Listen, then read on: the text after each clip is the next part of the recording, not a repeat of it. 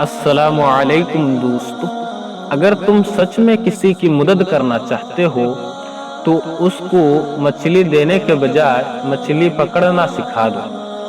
جتنا زیادہ سوچو گے اتنی زیادہ اذیت میں رہو گے۔ یا تو اپنے آپ کو مضبوط کر لو یا اپنے آپ کو مصروف کر لو۔ آپ نے زندگی سے کچھ نہیں سیکھا اگر آپ سمجھتے ہیں کہ ہر بار آپ صحیح ہو۔ زندگی میں پریشان مت ہوا کرو، کیونکہ ٹھوکر ہمیشہ انہی کو لگتی ہے جنہیں اللہ نے تھامنا ہوتا ہے۔